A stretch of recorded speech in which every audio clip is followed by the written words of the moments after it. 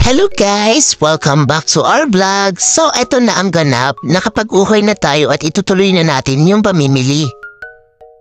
Iniwan ko muna si Oka dahil mahirap dalhin yung cart sa loob ng fish market. Bibili muna ako ng chicken ng aso at isasabay ko na rin ang lulutuing ulam ni Oka para hindi na ako mag-defrost sa rep dahil nakalimutan ko maglabas.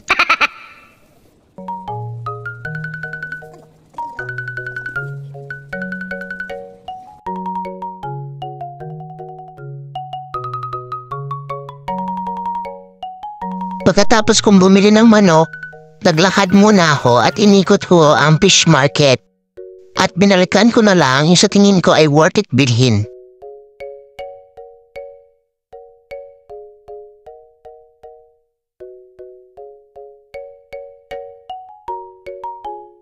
Naalala ko kasi na gusto ni Oka na maginataang bisukol kaya napabili ako ng bisukol at dinagdagan ko na lang ng suso.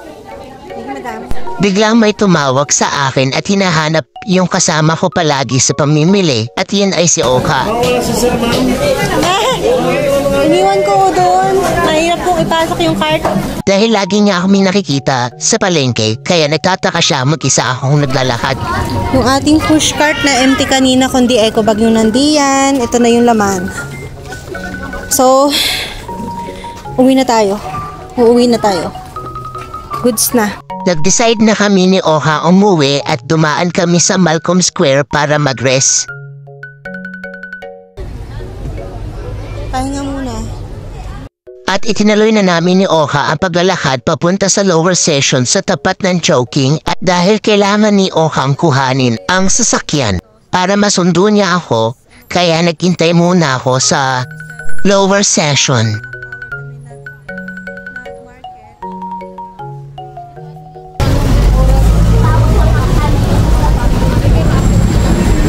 So, nagpaiwan na ako dito sa may tapat ng Chowking. Ayan. Dito ang aking favorite spot na pag-iintay kay Oscar. Ayan. Hintayin natin siyang makakuha ng sasakyan at pipick upin niya na lang ako dito sa tapat. Ganyan yung routine namin kapag medyo mabigat yung bubuhatin ko. Imbes na iahon namin sa taas, iniintay ko na lang siya sa baba.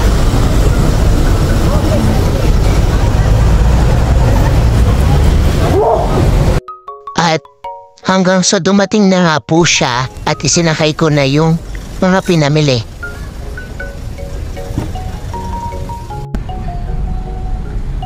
Uwi na tayo. Ayan, ito yung Malcolm. Dito tayo nag-rest kanina. Diyan tayo nag-rest.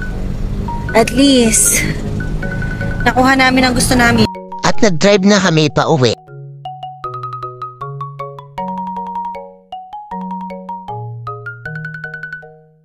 At nakadating din kami sa condo parking.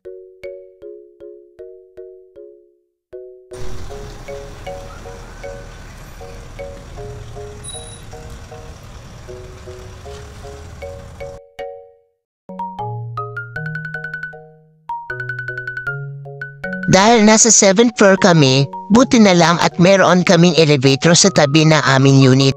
Dahil di pa natatapos yung aking araw, at ginabi na nga, kailangan ko pang itago ang lahat na pinamili. Pagod na ang lola nyo. Inaamay ng asok, meron siyang pasalubong. So, hala niya may pasalubong. Hala mo lang yun. Pero wala. Ayan, ito yung mga ibang gulay. Iakit natin sa taas ng lababo. Tayo natin. Malak.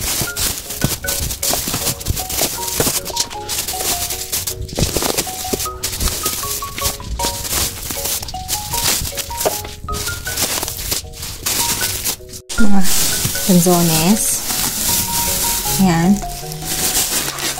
Apple mango. Longgan.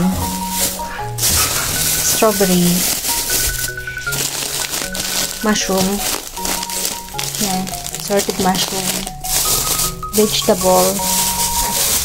Pang ano to, pang pininding. So, ito yung ating pang pininding. Assorted. Mamaya, linisin ko to.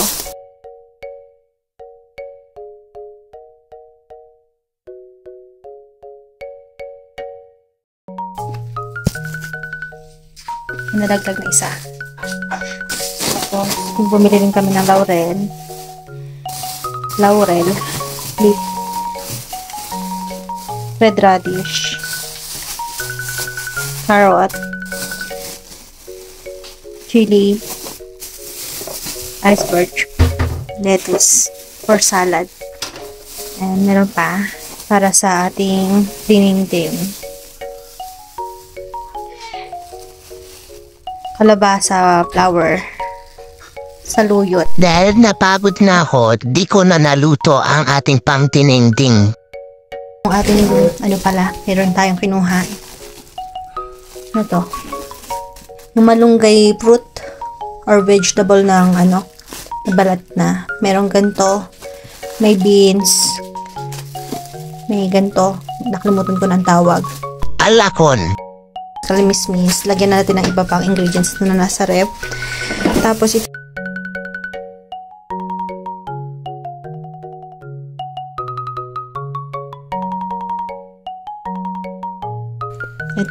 para bukas, ibababad ko muna sila.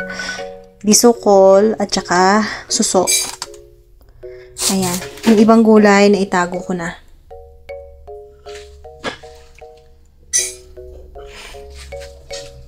So, kailangan ko na nang linisin yun. Ito, ibababad ko mag-overnight. At least, 24 hours na isukan niya yung dumi niya. Tapos yun, lulutuan ko na yung aso ng kanyang pagkain. Dahil naluto na yung kay Oka na air-fried chicken, sa akin naman, nag-air-fry na din ako ng isda at pinainit ko ang lechong manok na naiwan sa ref. Dahil sa damay ng pinuntahan, nagutom na po kami. Tara, kain po tayo. Paki-comment down kung taga saan ka para malaman natin kung saan nakaabot ang vlog natin. Abangan niyo po ang lutong bahay serye para malaman niyo din kung paano ang ginawa ko sa bisukol at suso. Makikilambing po. Papindot po yung react button at pa-comment po sa ating comment section para malaman natin kung sino na po ang nakapanood ng ating vlog. Thank you po sa panunood at suporta. Please like, share, and follow our Facebook page, Mylene Solio, and our YouTube channel, MS Dora Gastadora.